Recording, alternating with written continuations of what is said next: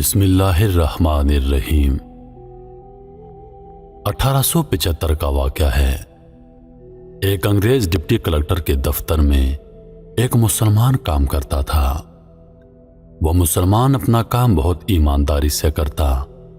جب نماز کا وقت ہوتا تو مسجد جا کر نماز ادا کرتا اور پھر واپس آ کر اپنے کام میں لگ جاتا۔ انگریز افسر کو اس مسلمان کا مسجد جانا پسند نہیں تھا۔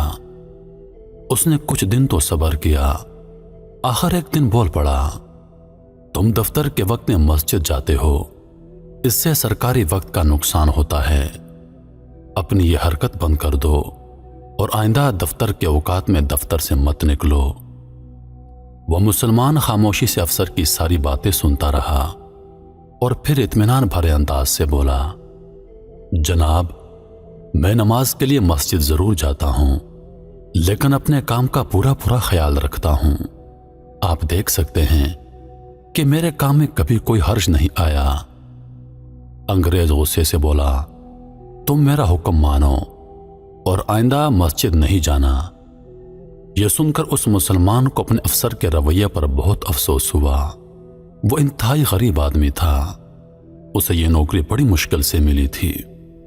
وہ کچھ دیر چپ رہا اور پھر بولا، میں مسجد جانے اور نماز پڑھنے سے نہیں رک سکتا، البتہ آپ چاہیں تو میں جتنا وقت مسجد میں لگاتا ہوں اس کی تنخواہ کاٹ لیا کریں، ورنہ مجھے 6 ماہ کی بغیر تنخواہ چھٹی دے دیں۔ اگر یہ بھی منظور نہیں تو میں نوکری چھوڑنے کو تیار ہوں۔ کلکٹر نے سوچا، اگر اسے نوکری سے نکال دیا تو لوگوں میں انگریز حکومت کے خلاف مزید نفرت پھیلے گی۔ اس نے اس مسلمان کو 6 ماہ چھٹی پر بھیج دیا۔ اگر وہ مسلمان چاہتا تو اور مسلمانوں کو اپنے ساتھ ملا کر شور شرابہ اور دنگا فساد بھی کر سکتا تھا، لیکن اس نے شرافت کا راستہ اپنایا اور اپنا بڑا نقصان کر کے 6 مہینے چھٹی پر آ گیا اور دوسری نوکری کی تلاش میں لگ گیا۔ چند دنوں میں ہی اسے ریاست حیدرآباد دکن میں پچھلی نوکری سے بہت اچھی نوکری مل گئی۔ یہ نیک دل مسلمان وہاں پر نواب بشیر الدولہ کا سیکرٹری مقرر ہوا۔ کچھ عرصے کے بعد دوسرے محکمے میں تبادلہ ہوا اور وہاں صوبیدار لگ گیا۔ اس بہادر، ایماندار اور قابل شخص کا نام وقار الملک نواب مشتاق حسین تھا۔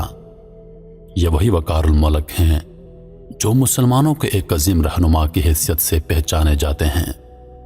میں نے یہ واقعہ صرف اس لیے ذکر کیا کہ اس سے ہمیں اپنے عمل کے لیے 3 بڑے سبق ملتے ہیں۔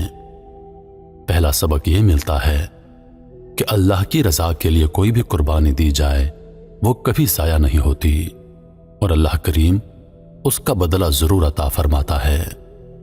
دوسرا یہ کہ اگر انسان راستے کے کانٹوں سے الجھ پڑے تو اس کی منزل کھوٹی ہو جاتی ہے، لیکن اگر وہ الجھاؤ کی نفسیات سے بلند ہو کر گزر جائے بلکہ کانٹوں میں پھنسا کپڑا بھی کاٹ کر کانٹوں کے حوالے کر دے اور اپنا سفر جاری رکھے تو آخر کار وہ ایک دن کامیابی کی خلت پہن لیتا ہے۔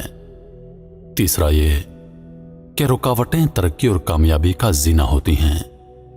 یہ انگریز افسر کا تعصب ہی تھا جس نے معمولی نوکری کرنے والے مشتاق حسین کو ایک عظیم رہنما نواب مشتاق حسین وقار الملک بنا دیا۔ اگر وہ انگریز افسر ان کی مسجد جانے کی مخالفت نہ کرتا تو شاید وہ ساری زندگی ایک عام سی نوکری کرتے کرتے گزار دیتے۔ اس لیے کہتے ہیں کہ اللہ پاک جو کرتا ہے وہ انسان کی بہتری کے لیے کرتا ہے، اور اللہ پاک فرماتا ہے، تم میری جانب 1 قدم آؤ، میں تمہاری جانب 70 قدم بڑھوں گا۔